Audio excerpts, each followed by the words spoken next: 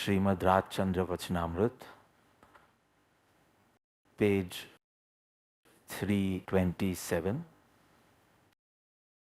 Patrank 363.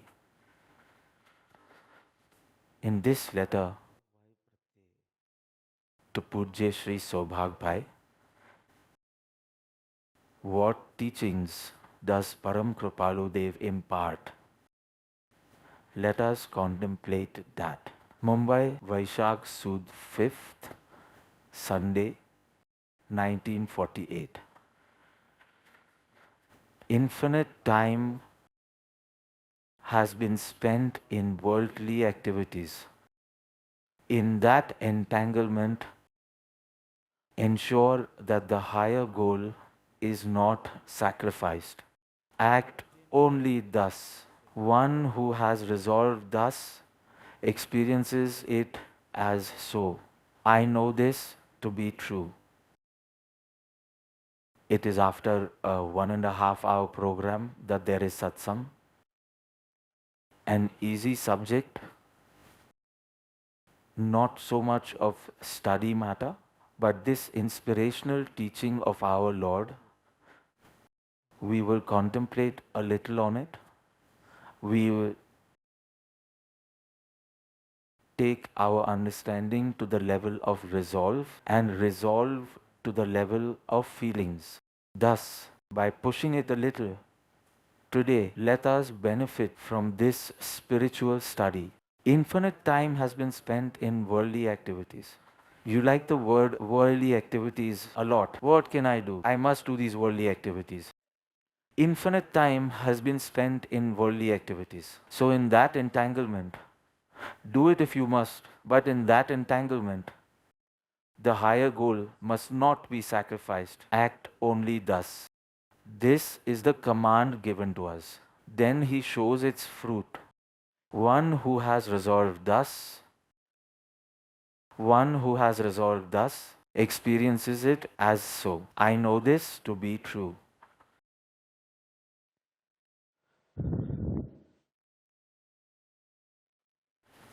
Was this my breath? In making the impossible possible, that which is impossible, in making that possible, that which is possible, we remain bereft of it.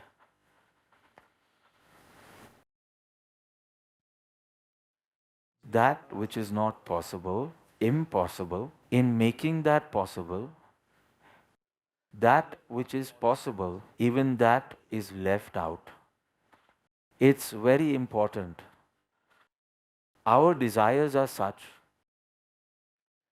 that they are not aligned to the nature but are contrary to it.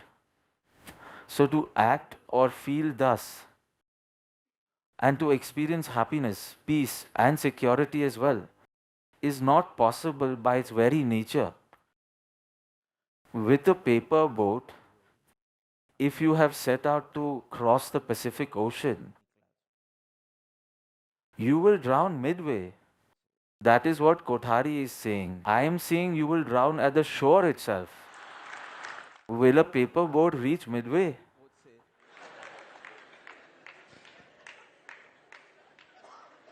A 1.5 hour program can dumbfound even the best. A paper boat to cross a great ocean, you are using a paper boat. No sooner have you put it in water than it will start drowning. It will start getting wet. You are trying to make the transitory eternal.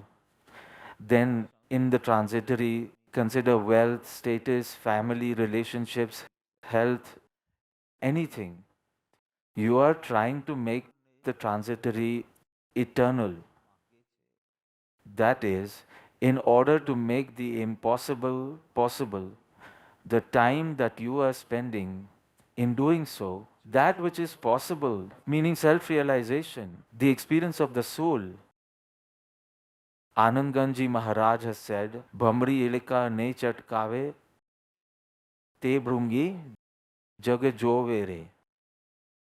A bee stings the caterpillar, it passes through the process of metamorphosis, and the caterpillar which moved on its stomach turns into the bee that flies with wings. I told my Lord, now you heard about talking with him.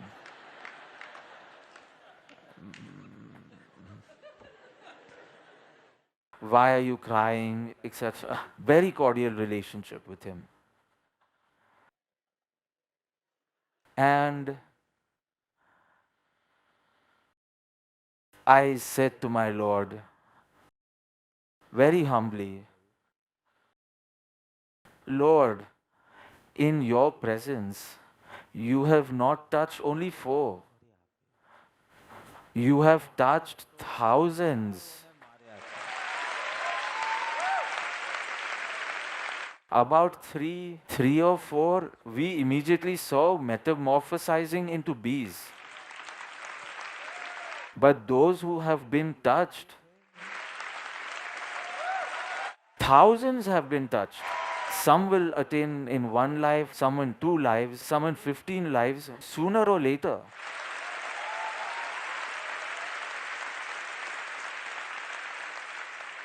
Then I said, Lord, one thing perhaps you may not know. Let me tell you.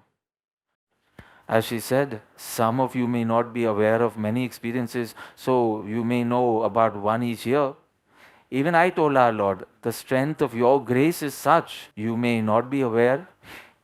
Even after 150 years, it keeps touching lives.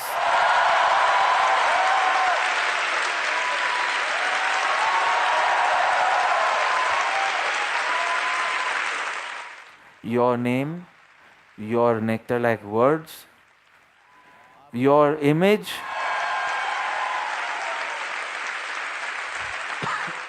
in your presence, what an era it must have been. What a time it must have been. Glory be to those days. Glory be to those nights. Still, the way it drives us even after 150 years leads us to wonder what that place and time must have been like. And how very fortunate were those who were blessed to behold you, to hear you, to get the opportunity of your seva. If just hearing about it makes our eyes well up with tears, if our fortunes were such that we were present during that time, perhaps it's possible we wouldn't be desirous of witnessing the soul. We would be satisfied just by beholding you.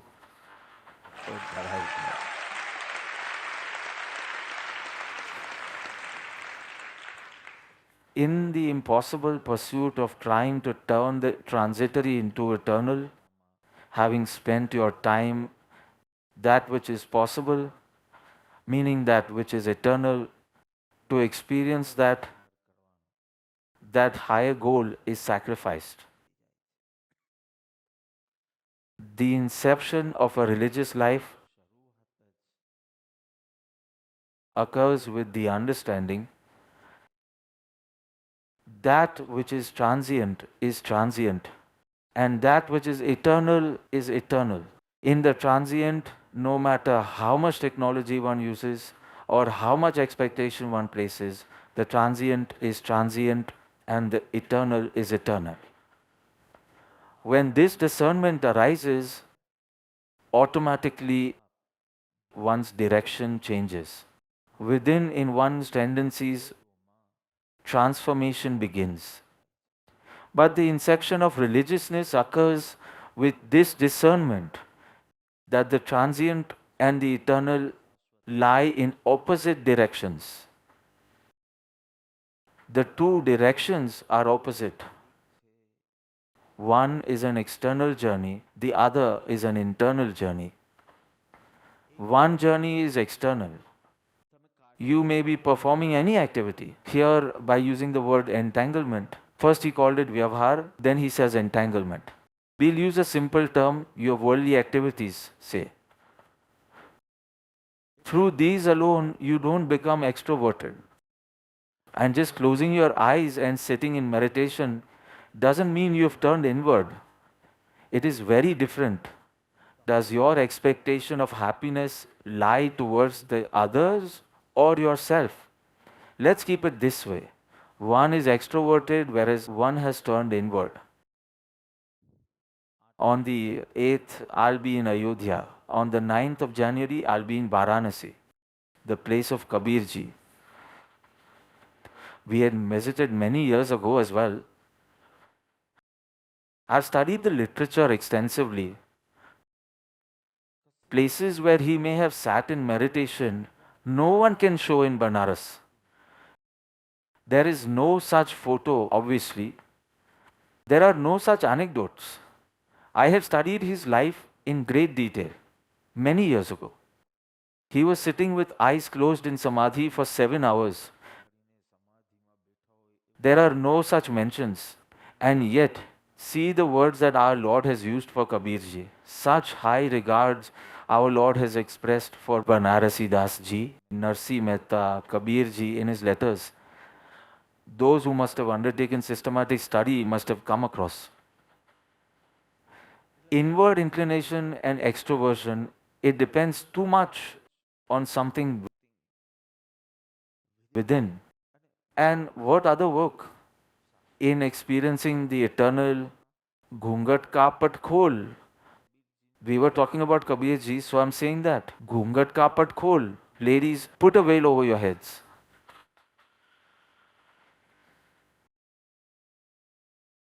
Unveil. Was this very difficult? It's this easy. Remove the veil named Raman. Remove the veil named Mahesh. Remove the veil named Meenal. Remove the veil named Mehnaz. That's all. Now, if you identify in such a way that the cloth doesn't appear different from your skin, then you've messed up. But the work to be done is this. Ghungat ka pat khol. You don't have to obtain anything. You are a mirror. You are of the nature of knowledge. Not just of nature of knowledge, you are the nature of infinite knowledge. You are of the nature of omniscience. Some dust has accumulated. You have to just clean it. You don't have to polish it. You don't have to polish it and make it a reflecting surface. In itself, it is of nature of knowledge, witnessing, etc. We will study this. After December, we will take it up. Samta, Ramta, Uradita, Gnayakta. So small amount of dust is built up. The clouds can cover the sun. It cannot enter the sun. So your nature was, is, and will always remain pure, peaceful, and powerful. The clouds can cover the sun, but it cannot enter, dare it. In fact, you can't even visualize how can a cloud enter the sun. It is destroyed as soon as it begins to approach. Simple. And you have taken the paper boat and set out to cross the ocean, set out to become happy, set out to attain success. The paper boat represents wealth, status, family, worldly certificates. The world says you are a doctor of divinity, so we feel I am a doctor of divinity. The world says he is like this, the world says he is like this. There is nothing wrong with what the world says. The world will say, if your auspicious karma is manifesting, they will say this, and if your inauspicious karma is manifesting, they will say that. But the way it sticks with you, if you are praised, your ego is tickled. Though your face is simple, serene, serious, but only you can tell if your ego is tickled. And when you are criticized, what happens? He has no brains, yet he is speaking. But the ones who were praising also did not have any brains, and they were speaking. But at that time, you did not mind. Who else besides ourselves even has brains? Tell me. Then you should not like praises so much, because the brainless, whatever a drunkard blabbers, can we take it to heart? If someone is sleeping and blabbering, Aryavi sleeps with us and he sees such dreams and says such things. No, no, no, but we aren't doing anything to him. So we have an imaginary doctor called Junjunwala. And he has said that kids can't have lollipops. So now at night, Junjunwala must be coming to him. Who knows? No, no, no. He must be coming with an injection, Junjunwala.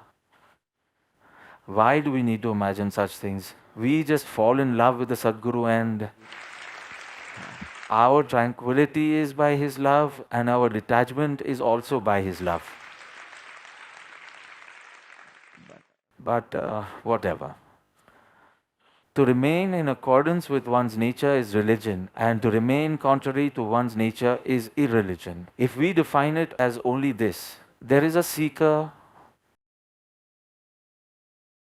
flows with the river.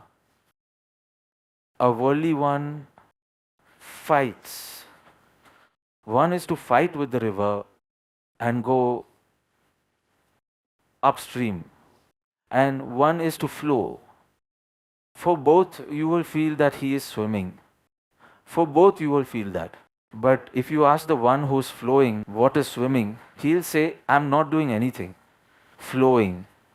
And the one who goes against the flow of the river, this is the state of worldly people. They argue with reality, and in the process, they create misery, disturbance. So, if you want to define dharma, it is only this: remain in accordance to your true nature, act in accordance with your nature, understand the true nature, and become engaged to it. The other engagements are fine. Consider them as worldly activities or entanglements. But if you don't want to sacrifice the higher goal, then understand the nature of the substance. And we will study this in depth for 4 years. In the first year, Jivadikar, Ajivadikar, and Karta Karma Adhikar. You will wonder what more needs to be understood. Now don't take 3 more years. Because if you understand the nature of Jeev, understand the nature of Ajeev, and understand the relationship between the two, then there is nothing more to understand actually.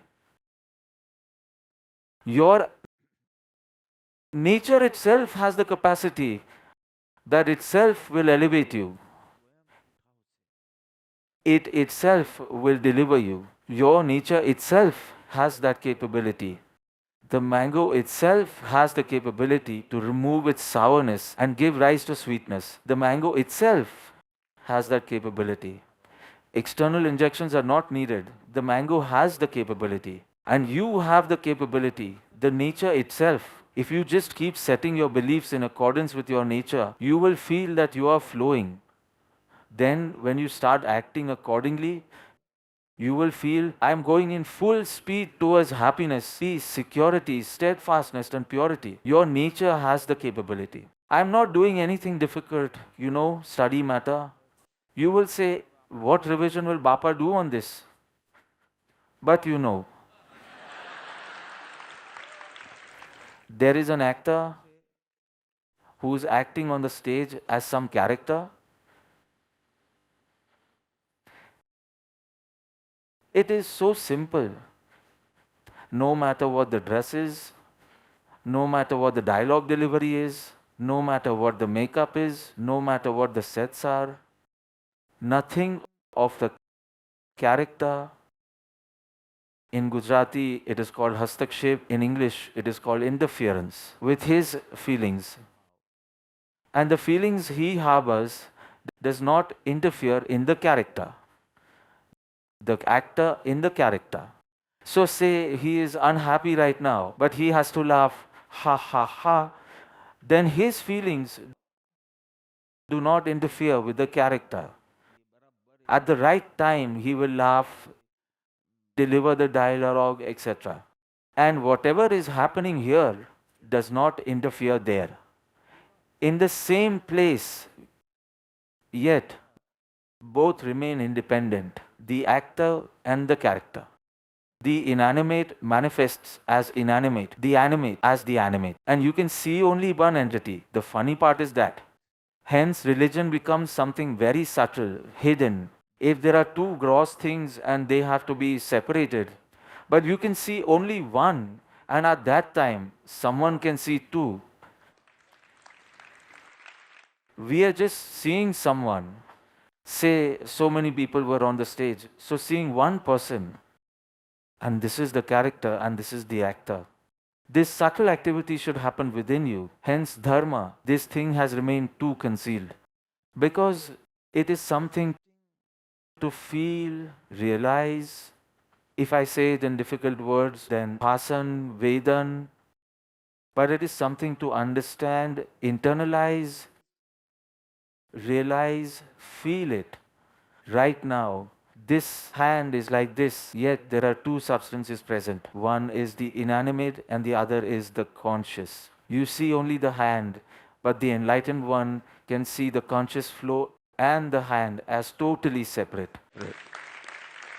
The actor can be a depressed person, but his acting can be very good, or he can be a very good person and he gets murdered on the set. Or he may be sad or anything. Both don't interfere with each other. I'm saying both, but the world sees it only as one. So, this subtle thing is dharma. Simple. How an actor is unaffected by the character. The actor, the character he is playing, how unaffected he is by it. He is detached. He is in a spirited state. He is in such a festive feeling. We want to live such a life.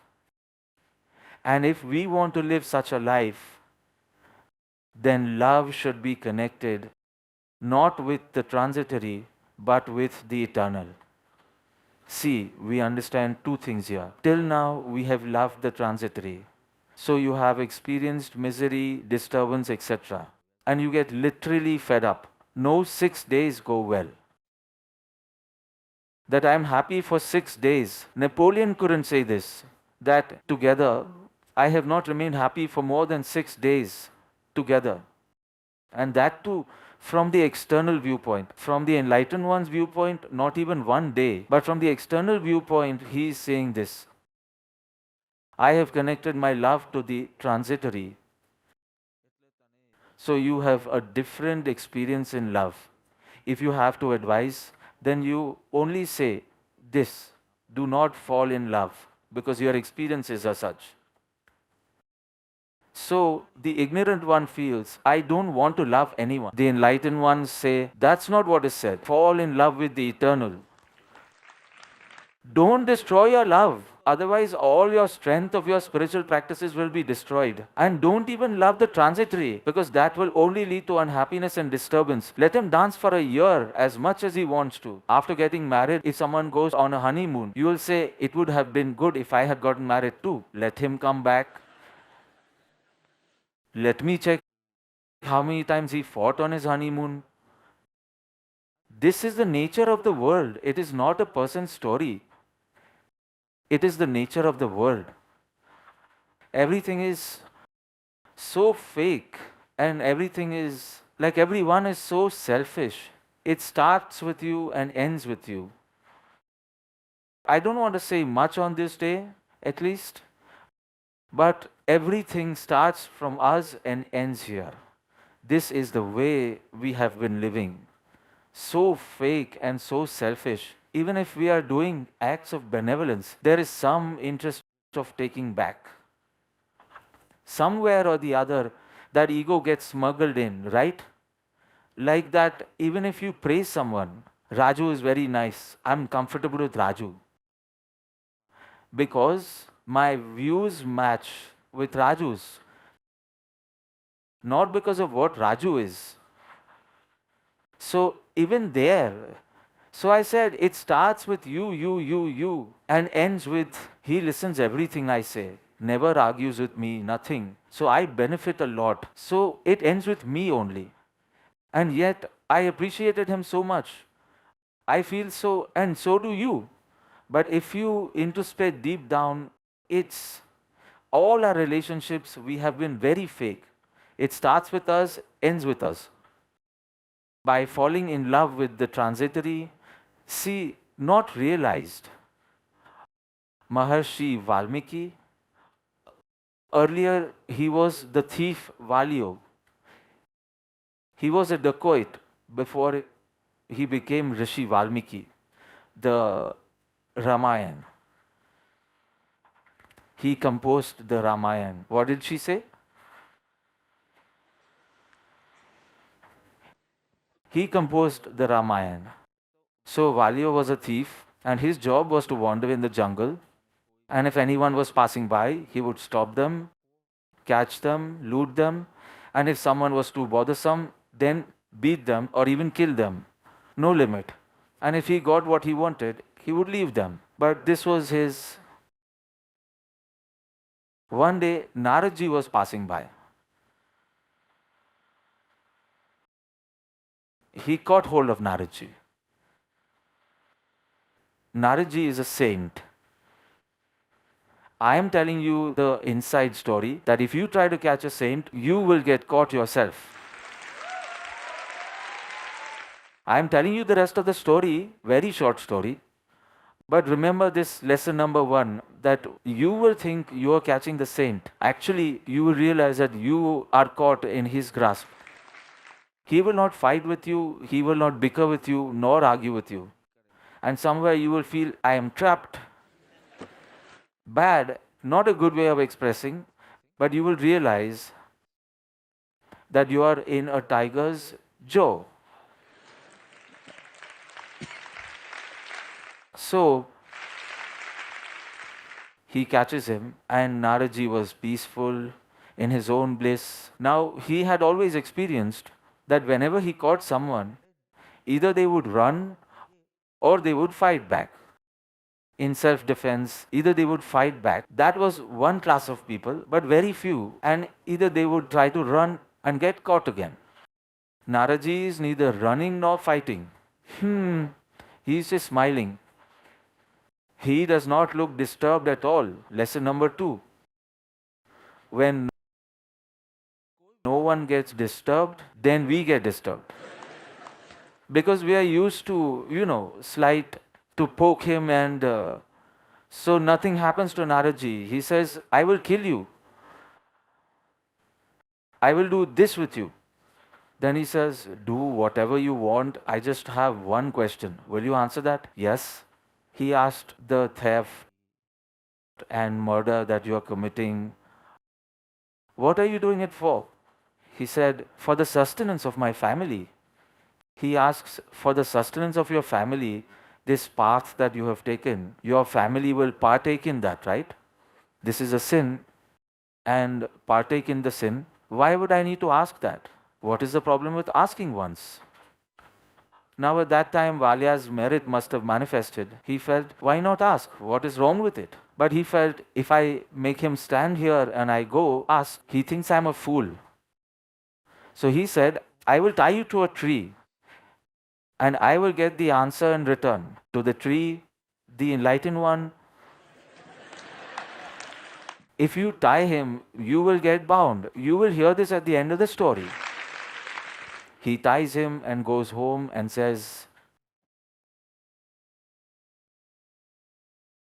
I am doing all this for your sustenance.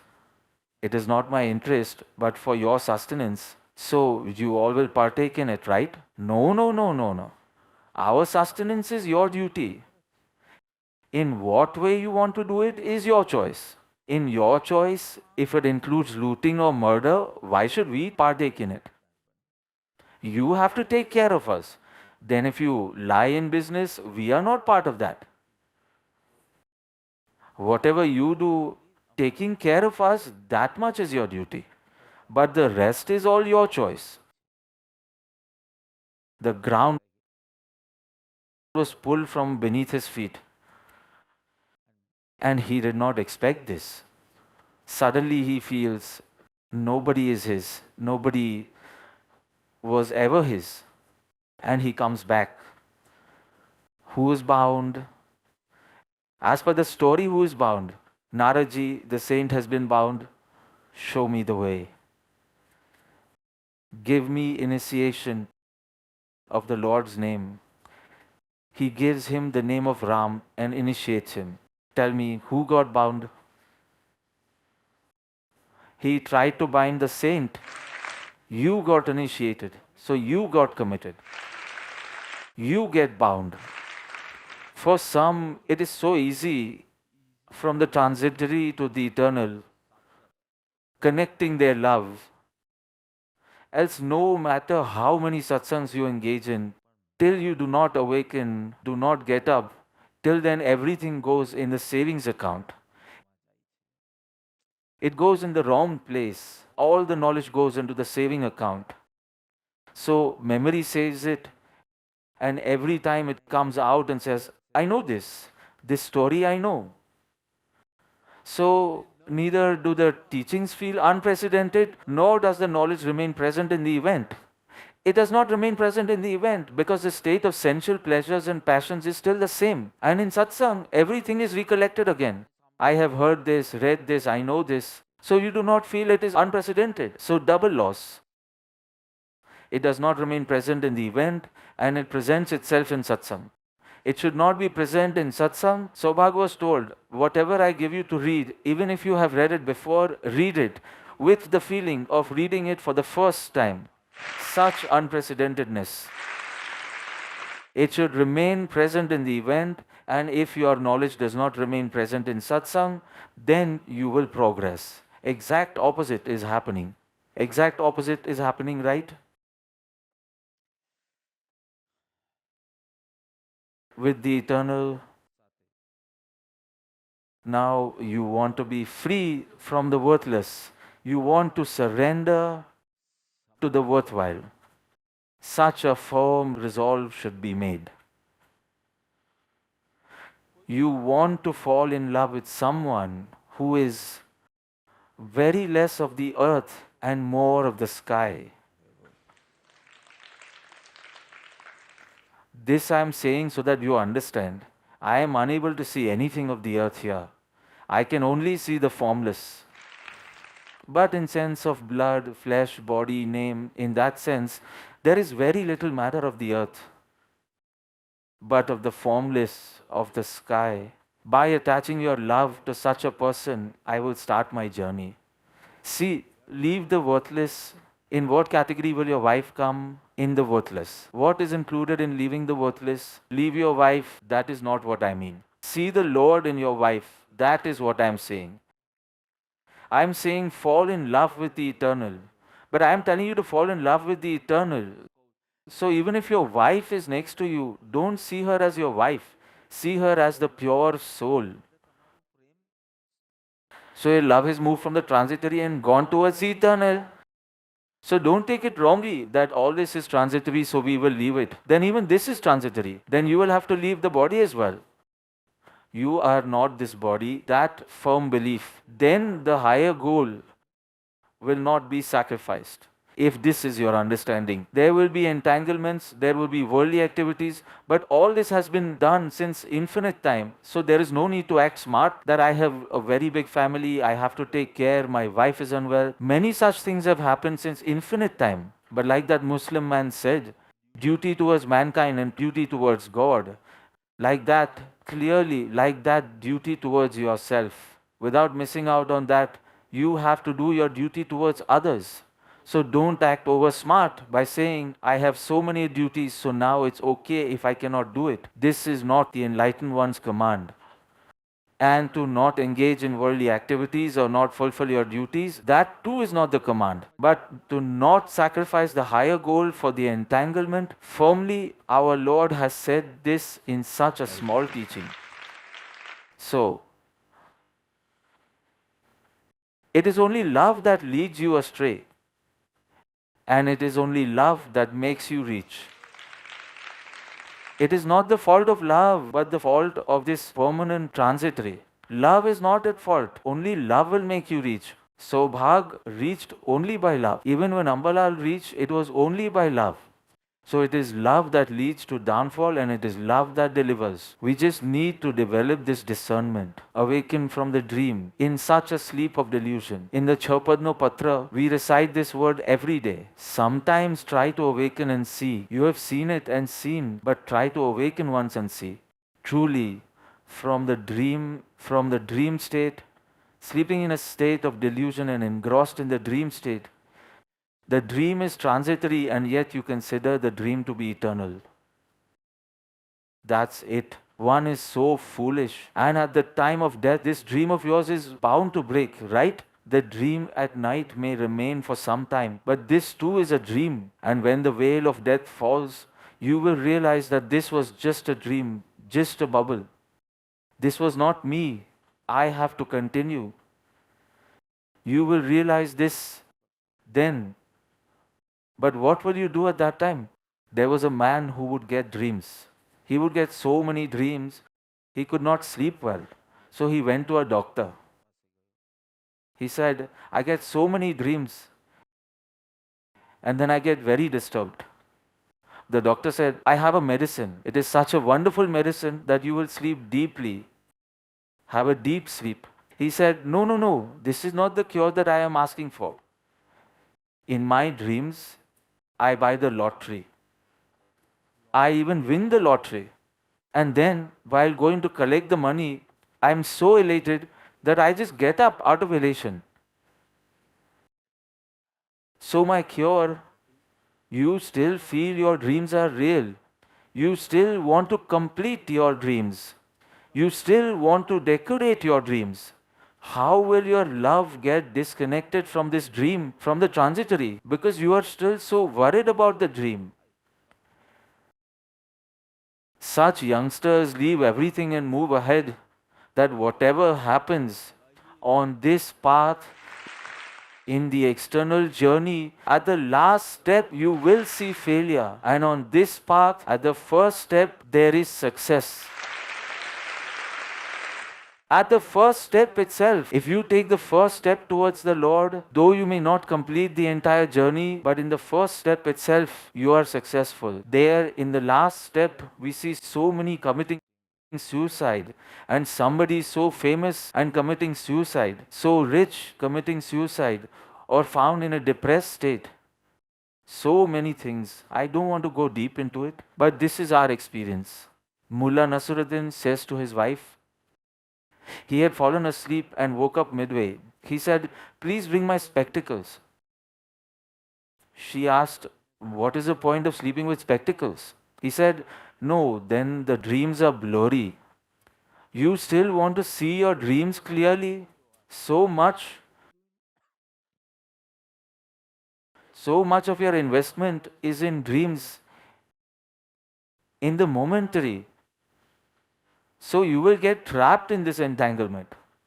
Once you are connected to the eternal, then whether you call it an entanglement, then entanglement. If worldly activity, then worldly activity. Or duty, then duty. Everything will go on. And the bliss will be of some other world. And we have the example of our Lord. There is a shackle around your feet. There is only one way to break it. Now imagine a shackle. There is a chain around the foot. There is a shackle. You think, what do you need to break the shackle? You need a hammer or a rod or a stone. And the enlightened ones say, our Lord says, so much effort is not required. If you want to break the shackles, open your eyes. Your eyes being shut towards the eternal, your eyes being shut, that is the only shackle of yours. And opening your eyes, meaning right faith, no shackle. You don't need so much a rod or don't need a hammer. Just by opening your eyes, the shackles will start breaking quickly. By opening your eyes. And that is what we've not been able to do. Such a meaningless life we've lived. Life has become a burden. It's no more a celebration, it is just a burden. Today, which problem is going to arise and which problem will have to be solved. Sometimes, and now you are so used to just solving problems. You feel today no problem has come. That is the problem today. The enlightened ones say life has showers of nectar. We have only seen showers of poison. Every day, it is evident by just looking at your face. Your talks are so negative. Your thoughts are so negative. Your face itself shows that you are not happy from any direction. We realize that he must be experiencing showers of poison only. And the enlightened ones say, we have a stream of nectar here. Yes, we have only a stream of nectar. Life is a celebration every second. The way the enlightened ones are enjoying life as if they are amidst flowers. And we have to navigate through thorns only. Move this way and we might get hurt. In our life, there are thorns and only thorns. Someone says this, someone does that, frustrated, disturbed, complain. It would be good if this happens, it would be good if that happens. Either fret or fuss. Do you have a third F in your life? Fretting and fussing. You ought not to do this, so this should happen. You don't get past this fretting and fussing. In your life, there are only thorns, and the enlightened ones say, what? Thorns? Around me, there are only flowers, flowers, flowers.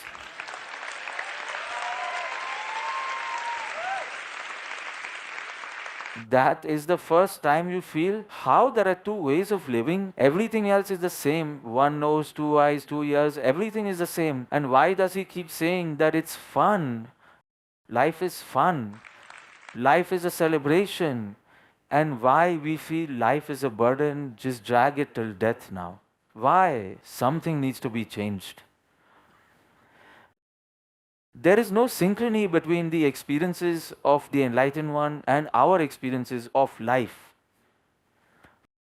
There is no alignment, as if there are two mountains and a valley in between. It feels so different. So defeated, fatigued, we appear. I'm talking in terms of stress.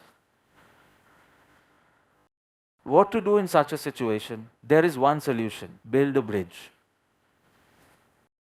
Build a bridge. There is one thing: to make a bridge, both the ends should be ready. One end is not enough. That from here you build a bridge. Enlightened one is ready to show infinite compassion. So from there the bridge can be started.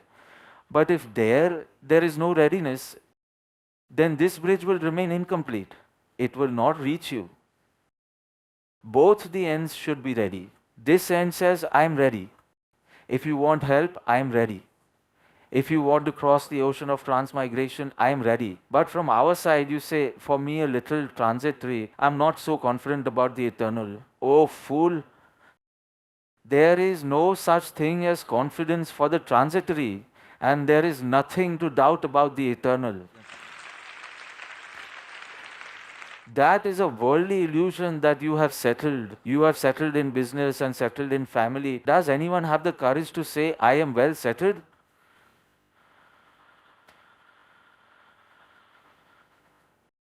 It may be the fifth era, but dharma has not disappeared. The desire for dharma has disappeared. Dharma has not disappeared. The guru has not disappeared. The disciple is lost. But such jewel-like devotees show that even disciple has not disappeared. We have attained the Guru's approval. So again and again, as often as we hear something about the jewel-like devotees, we feel 150 years ago they could maintain such an inner state. It's not something like it just can't happen again. I can do it. This itself is Vyavhar Samkit. When that end is ready, saying, let the bridge come from you. I will give the landing space. That itself is Vyavhar Samkit. And that itself will lead to conviction in the fundamentals. And when the conviction in the fundamentals is missing, your energy weakens. And then a variety of excuses will come up. There is no time, health is not good, this is not there, that is not there. I remember that the first very time in the year 92, when we had started this Paryushan, the 8 days discourse series in 92, we had studied Apurva Avsar and we took 2-3 verses each day and that way completed 21 verses. On the second day, I was running 103 degrees fever. At that time, Rashmi Ben and her brother both would come home. They would give an injection, and before satsang, they would give another injection. And after taking the injection, I would come for satsang. I could not give any reason like my health is not good because I was a speaker that time. And if you are a seeker, though not the speaker, but a seeker, then you should have no problem of time. There is no conviction in the fundamentals, so the energy is weak. And if the energy is weak, you will certainly find excuses. You will find excuses. So your first excuse will be, I do not get time. And one who does not find time, twice he has, which is that one, the one with Dhindora. Twice he has watched the movie Rocky or Rani. And how many times did he see Jawan? Twice. This is the same person who was saying there is no time. This is the same person who plays chess from time to time. This is the same person who reads newspapers and discusses how Bharat should be run. He discusses it. Modi Sahib should have done this. This is what he should have done with Canada. He reads all the news 2 times to uplift Bharat. This is the same person who says there is no time for meditation, there is no time for revision. He is the same person. He goes to see a horse race. There is a racecourse here, right? He goes to see a horse race. He was amongst the close relatives that here, whenever there is a race, he would invariably go. He may or may not bet, but the horse race. Once he said there was an extra, I was very small at that time. There is one extra ticket. Do you want to come? I said no. My question is, what is there to see in watching a horse run? The horses should come to see the humans run. He has billions, but yet, like a fool, he keeps running, keeps running, keeps running. That is something. Us watching the horse, he eats grass and runs, then eats grass again and runs. What is there in that? To see our foolishness. A stadium should be set up. See, man keeps running. He is of a grandfather's age, yet he keeps running. He has no awareness of the transitory and the eternal.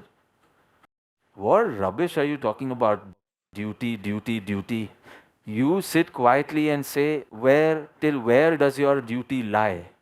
Because the one who will be your son's grandson, he is going to be extremely unintelligent. But you will not be alive till then. So what will happen to your family? You will say, God will take care of them. What can we do if we ourselves are not alive? So right now itself say this, for the next generation, God will take care of them. Just sit and think logically. What do you mean by duty? Because as each generation comes, they are dumber and dumber, right?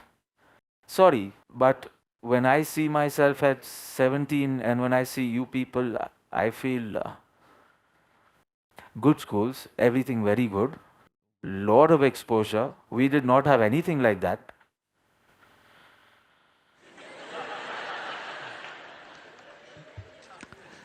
The golden opportunity is getting lost. Very soon you're going to have memory issues. Very soon you will have hearing issues. Even hearing aids will not work for you one day. You are mute. You will have to make do with whatever you have stored within. Very soon, this golden opportunity is getting over. What you want to celebrate in a birthday? One year, and you know, the strength of the body, of the mind, of the intellect, of the memory, all these. Take care that this golden opportunity does not go waste. Don't you value it? To scare away a crow, can you throw a jewel? If you have a stone or a pebble, then throw it. And if not, then make a sound with your mouth or clap and make it fly away. But for that, how can a jewel be thrown? And to gain all this recognition from the world and to indulge in some sensual pleasures, keep it for the next birth. No. In the birth of an animal, you have to do all this only. Indulging in sensual pleasures, food and sense objects and all. At that time, how will you engage in the effort of self-realization? Right now, you should be doing only this, right? Right now, you should be doing this. Don't waste it. If we have a system that when we get up, we need to pay for that day. Everything of us is prepaid, right? Aisha, karma, etc. All is prepaid. So we just get up and we sometimes just chill and waste the day. But suppose that this morning you have to pay 5,000 rupees to live today. Then you will realize its true value. And I am saying 5,000, but suppose it is 50,000. Today do you want to live? Otherwise go. If you want to live, 50,000 you pay. Then how will your day be? But because it is all prepaid, when it is prepaid, that is why the credit card system, you go on shopping, and you actually don't have to pay. So people like Sheth say, it's free, Bapa. You just have to give the card, it's free. Now what is this? He says, I have a card. I have to leave tomorrow morning itself. He is not coming to UK, he is coming directly to US. But just now when we were in the car, Mahan Swamiji had called. So lovingly he was saying, we will meet on the 4th. On 4th, 5th October, I am in Robbinsville. So I was just wondering, since this is all prepaid, we don't realize. So he was asking me how much to take. He said, I have a card, everything is free. Since I have a card, it is all free. And since this human birth is prepaid, you are not realizing. Else you would not waste so much time. 100%.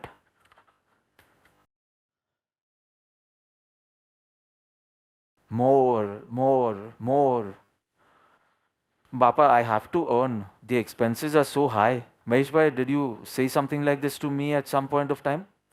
What can I say in that? If you have such a big family, such a lifestyle, and so much expense, you have to earn at least for the expenses. And if it is an entanglement, then it's an entanglement. And if it's worldly activities, then it's worldly activities. Then I will ask just one question. Why did you create so many expenses? Then you will be silent. See, don't wrongly blame entanglements. Directly say that it is your desire. One can incur 1/4 the expense and live happily. But if you just want to spend or go to America twice a year, do this much in a year, at the end of the year your phone should be upgraded, then you will have to run. I understand. For the expenses. But why did you create so much expense? Just ask that one question. Or live somewhere else that is less expensive. Do this, do that. Then you won't have to run so much. You are a fool. You desire more and more. Shivji was pleased with someone, and pleased with him, Shiv gave him a conch that whatever you ask for, you will get. And he tried it out also. He wanted 1 lakh rupees, he got 1 lakh. He wanted a credit card, that one. That one, yes. So he got that. Okay, so we are all sorted for America then. Because there, even if you have dollars, they're of no use. Everywhere cards are needed. He tried it out. And for days, everything that he asked, the conch gave. But he realized my desires are not reducing. I have got everything, but my desires have not reduced. Demand and supply. If there are such fools, then supply. A rogue ascetic came to his house. He said, Vishnu was pleased with me and he has bestowed me with a great conch. Why is it called a great conch? Because whatever you ask for, it will give double of that. When one full of desire hears the word double, then he will not use logic. Oh, double. Mind just gives me what I ask for. Do you get double? So he asked, do you want to exchange? That person said, yeah, I don't mind. He gave him the conch, and that one gave him the great conch. He said, this has only one condition, it works only from sunrise to sunset. And right now, night has fallen. It is 9:45, so try tomorrow morning. And by then, he left from there. Are you using your brains? You are getting what you need, then why the greed for double? And then, if he has such desires, he will meet a false guru who will cheat him. The desire for more and more and more. And then the mind is cunning. Mullah Nasruddin does namaz, but the one in the morning is very early. At what time do we hear the first call for prayer there? 5:30, 5. At around 5:30, we hear the first call for prayer in the town. So he had decided that after fasting, after observing Ramzan, I want to attend all 5 namaz. Life is short. But enthusiasm for the morning 5:31 does not last long. It lasts for 3-4 days, one late night, and from then he was very troubled. He took an appointment with the cleric. He told the cleric, one part of me says, get up and go for your namaz. And the other says, sleep today and do the second, third, fourth, fifth, but let the morning one go. Means there might be a little delay in reaching, but it's too much. And how do I solve this problem? The cleric gave a good answer. You must toss a coin. If it is heads, then you have to leave for the mosque. If you get tails, then you don't come. So simple. Don't harbor too many thoughts. It was nice. He started the next day. Next day only, he didn't come in the morning.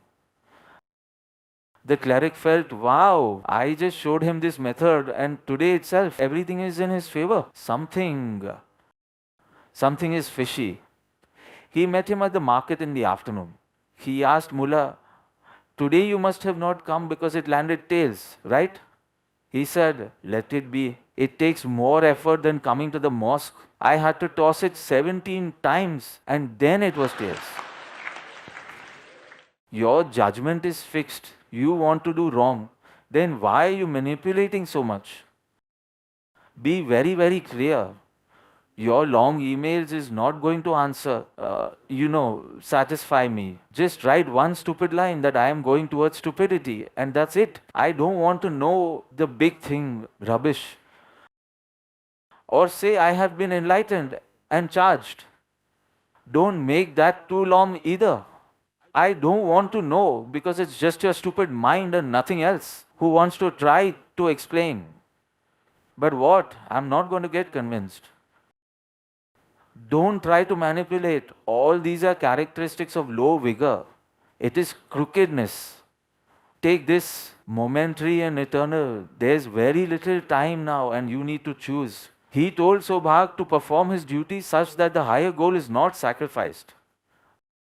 Very beautiful. One's behavior becomes self-willed. Ram Ratan Dhan Payo. That lady, Marwari, the lady from Marwad, how boldly she says, Ram Ratan Dhan Payo. Meera says it. I don't believe any other wealth to be wealth. And if I get Ram, I have all the wealth. Enough to, even after renouncing everything, if I have the name of Ram, I have everything.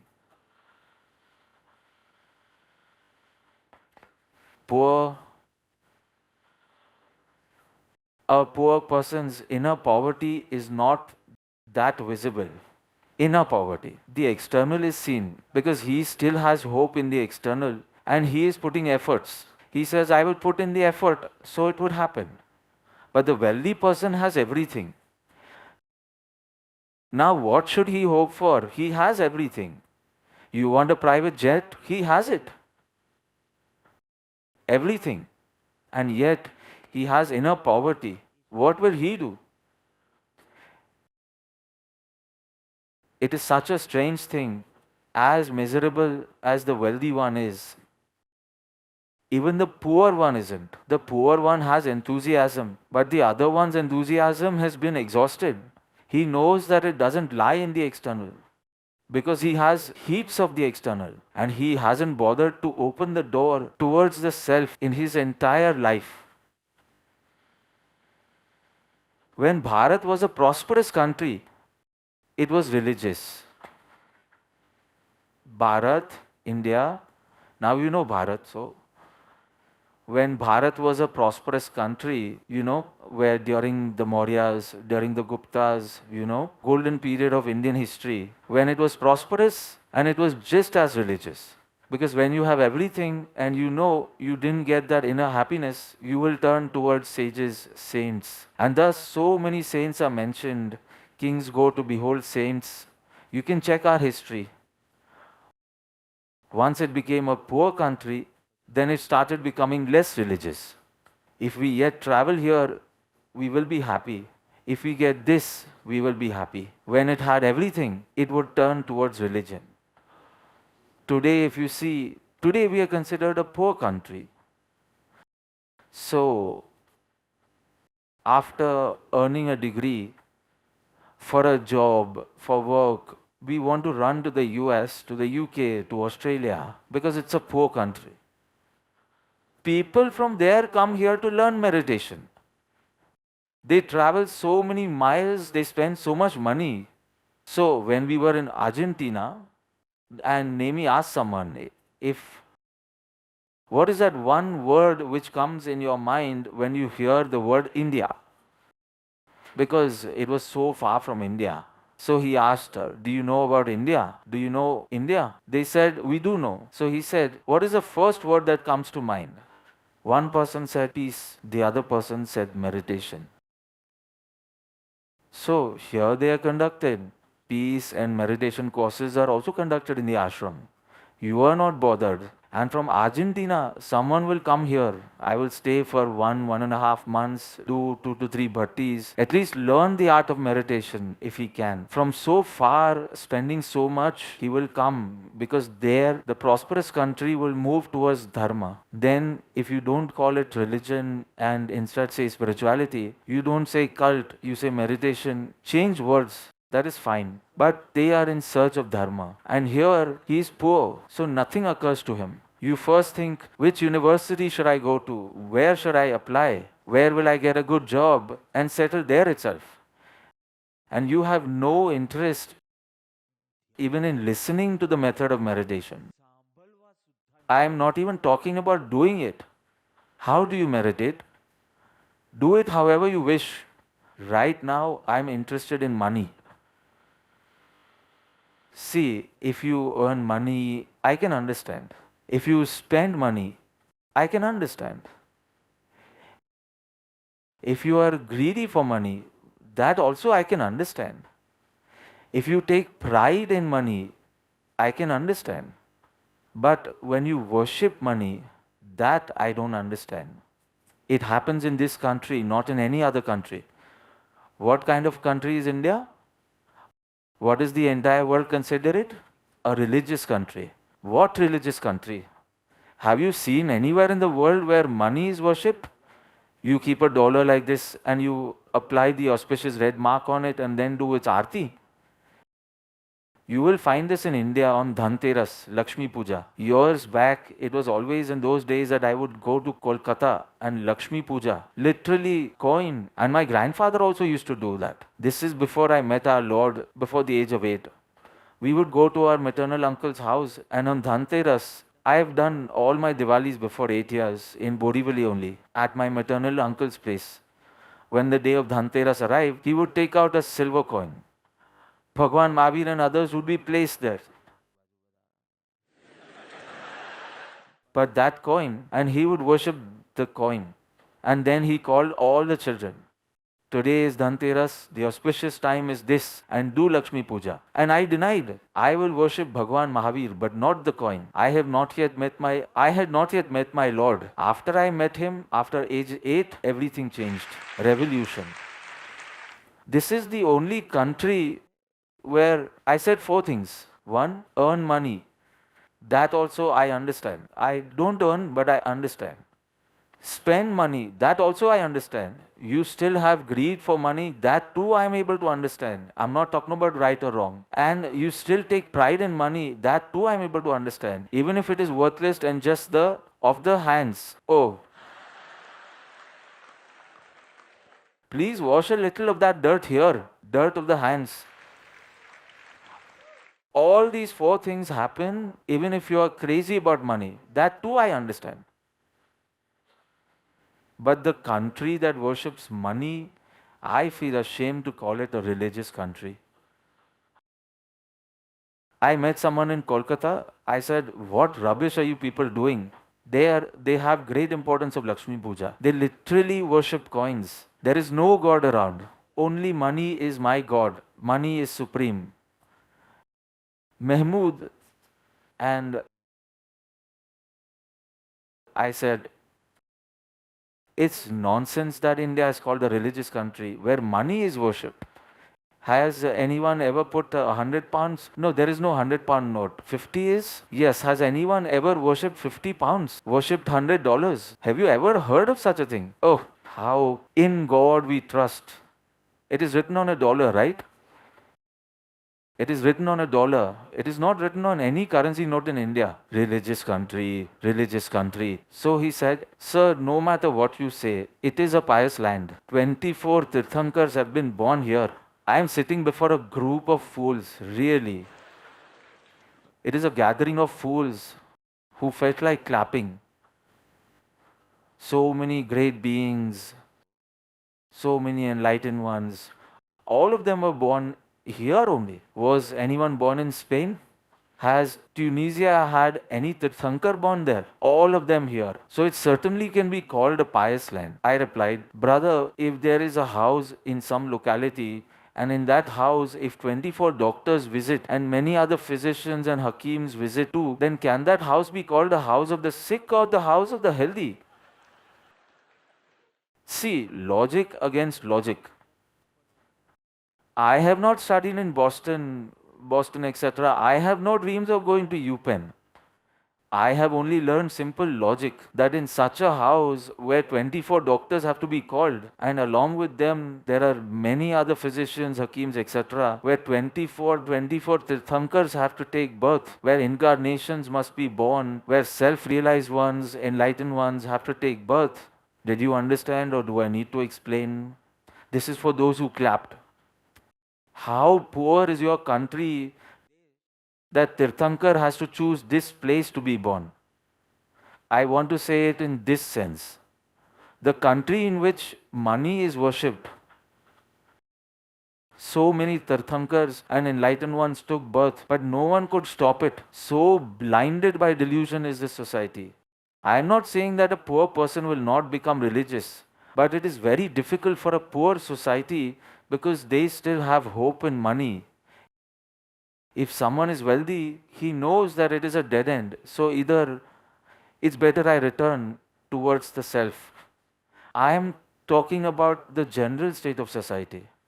At the personal level, exceptions are always there.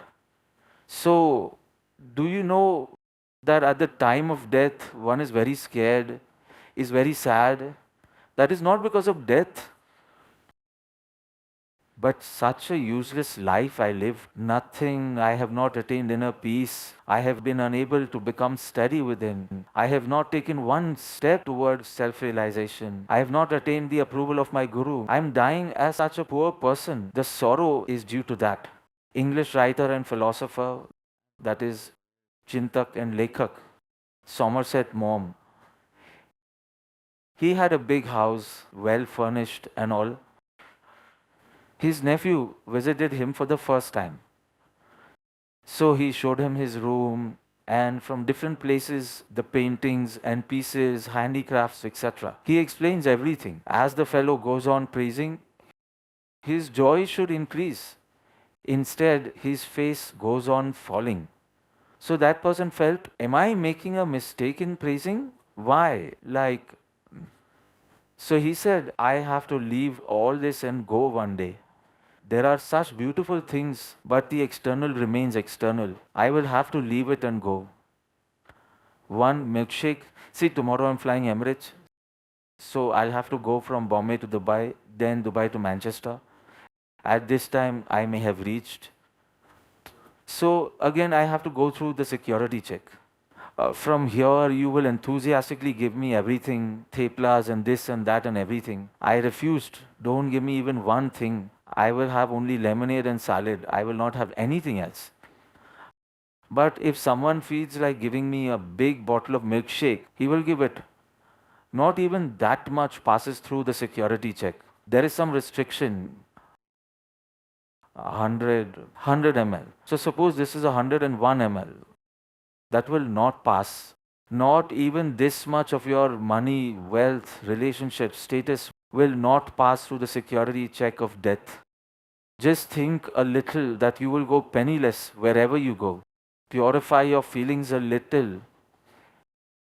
If you want to recognize an enlightened one of the past, I had written this for someone just 2 days ago. If you want to recognize an enlightened one of the past, you will have to open books. And if you want to recognize a living enlightened one, you will have to purify your feelings.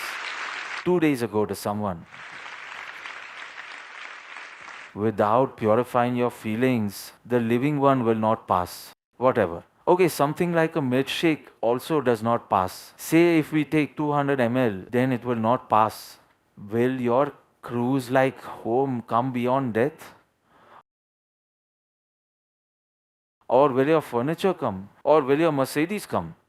You will remain penniless. Instead, purify your feelings a little. Don't sacrifice the higher goal. That is most important. See, in the West, everything goes according to the rules. If it is driving, then rules, lane cut, etc. We don't even harbor such thoughts there. That we should cut the lane or we should overtake. I'm not saying that it is not allowed, but such thoughts also don't arise. That dun, we honk at someone.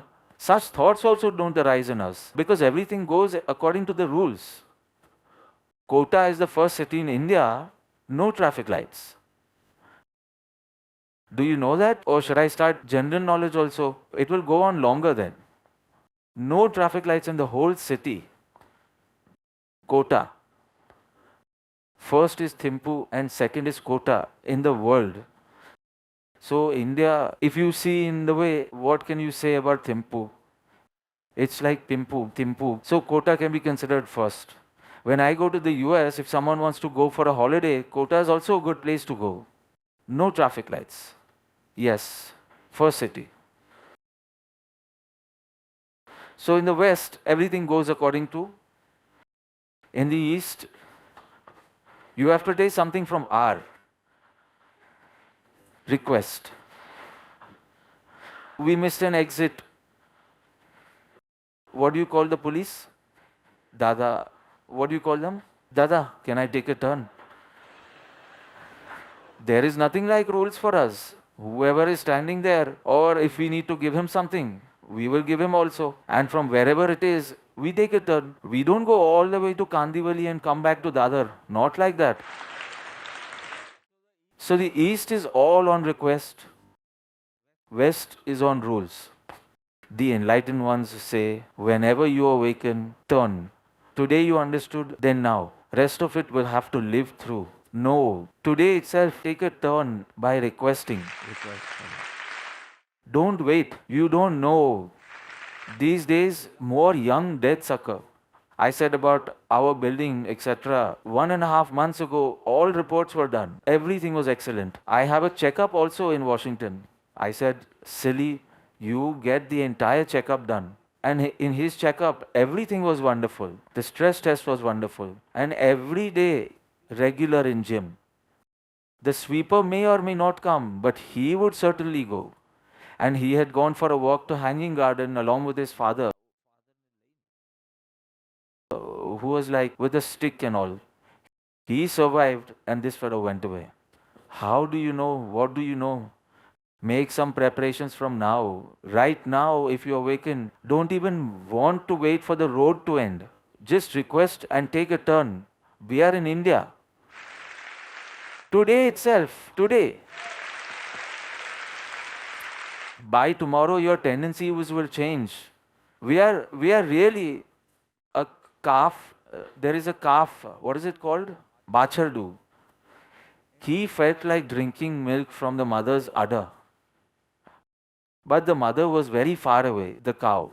So in between, he kept munching things here and there, here and there. Due to this, his mouth got swollen. It got swollen. And when he reaches the mother, then he could not milk.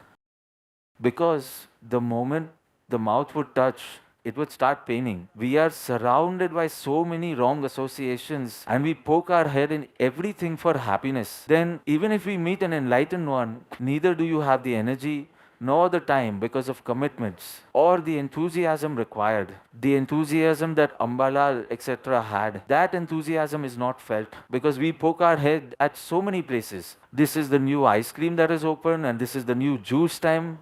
Is it juice time? Juice time, right? Have you had the juice here, Raman? Have you had it? Huh. What grandfather you became? Just for different combination of juices, there are 2 pages. If you are made to drink, you won't realize which 2 juices have been mixed.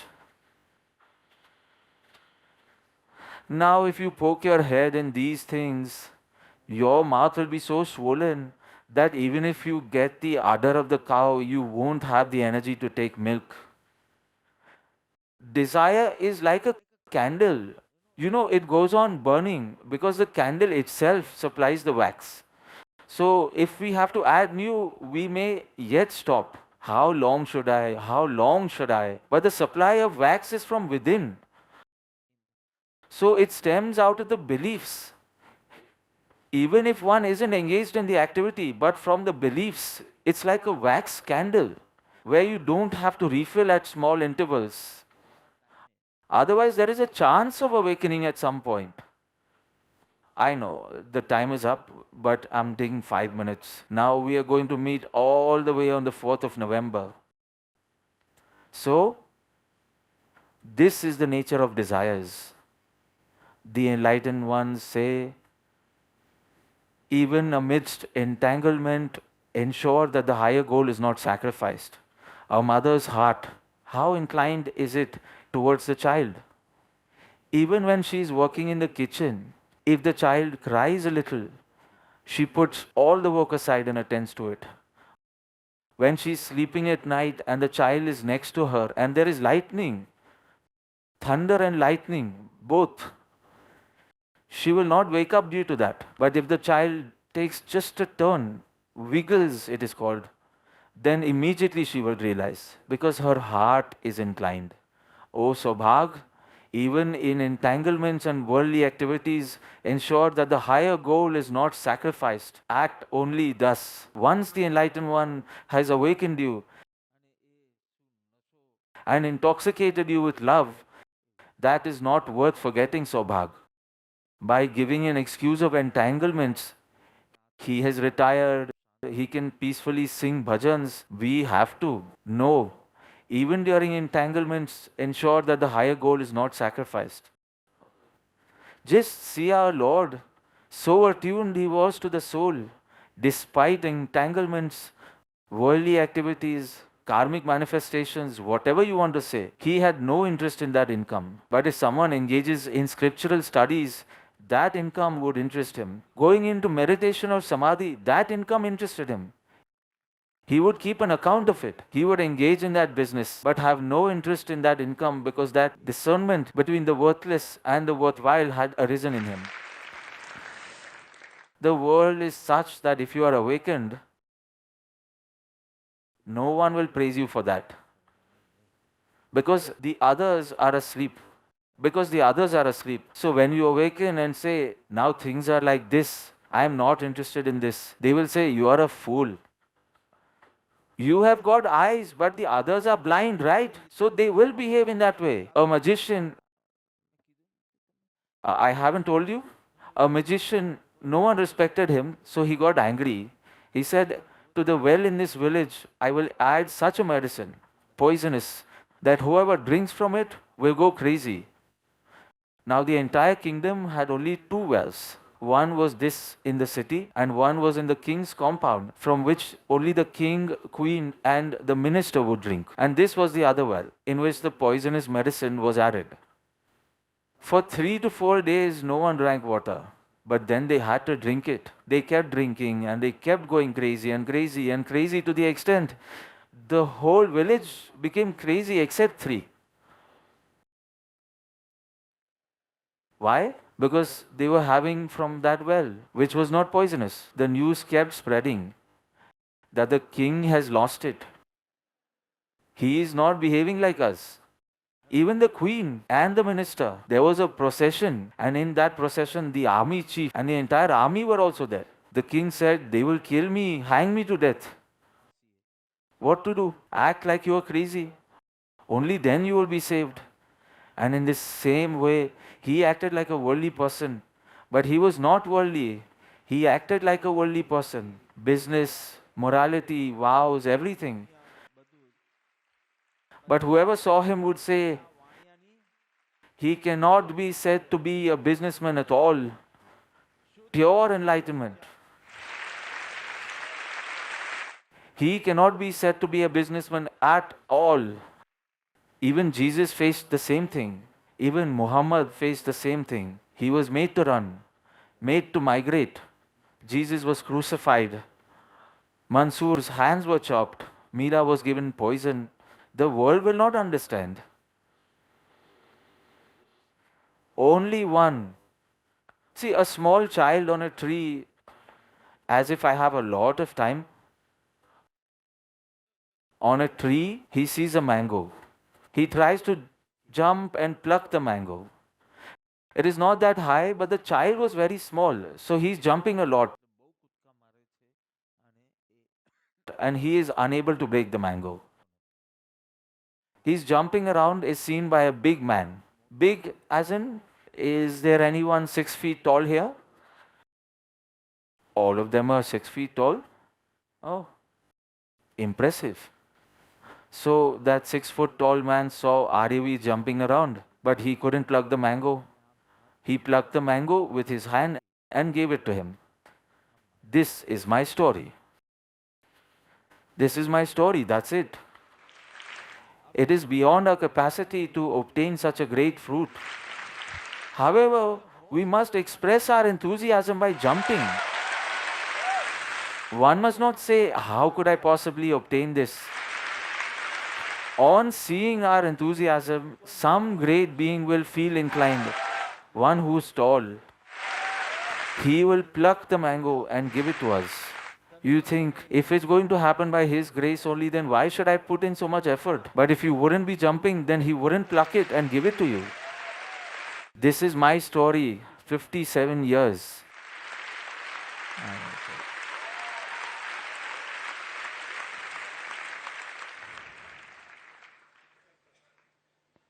Scriptures alone won't help. Because if you read 50 scriptures in a sleepy state, the meaning will be distorted. Satsang, staying with the awakened, that's it. Not just one who can discern between the worthless and the worthwhile, but one who is surrendered to that which is worthwhile, one who is steady in it. One should stay in his company, do his satsang, that is all. Because you will not last in front of an enlightened being. Either you will awaken or you will run away. Either your ego will get destroyed. Remember the tunnels of pollution? He keeps exploring the tunnels. He will certainly explode. Even Arjuns were exploded. Leave alone others by Krishna in the battlefield in between. Either you will run away or you will awaken. It is worth taking the chance. We may awaken. We have run away also in many lifetimes. Let's try it. He will blast tunnels. See, let me tell you one thing. If you go to the Guru, you will certainly lose. Meaning, you will certainly win. You won't get your way. Many of Arjun's doubts stemmed from ignorance. Many doubts stemmed from ego. Many doubts stemmed from attachment. Ignorance is ignorance. What to do about it? Many from ego, because he viewed him only as a friend. and missed out by seeing him as a friend. Why? Why so? Why should I fight? I want peace. He could argue because he saw God as a friend. Moreover, he made him his charioteer. Just imagine learning something from a driver. Would you be able to do it? Nemiji, if the driver gives you some extra information, where's Rahul? He would say, our driver is such a know-it-all. If he realizes that his employer isn't that smart and tries to offer some information, but taking from your charioteer, it's very difficult for the ego. First, he made God his charioteer. Then he saw him as a friend and aunts, etc. So many were because of ego. Lord Krishna did not budge at all. In the end, Mamekam Sharanam Raja. And Karishye Vachanam Tava. So it is like this. The enlightened one is a walking, talking intoxication. If you keep traveling with him, you will start stumbling around. Some intoxication will surely creep in. Just play with small children for 10 minutes. Your language, you will also start to say mum, then Chotu gives some mum. Our helper's name is Chotu. At least use lunch when speaking to him. But just this 10-minute company of kids and their language and feelings influence you, that innocence. Stay with the negative or a sad person for 10 minutes. You'll also say, the world is sinking. Now nothing can be done. Spend 10 minutes with the negative person. Spend 10 minutes with the enlightened one. 10 minutes.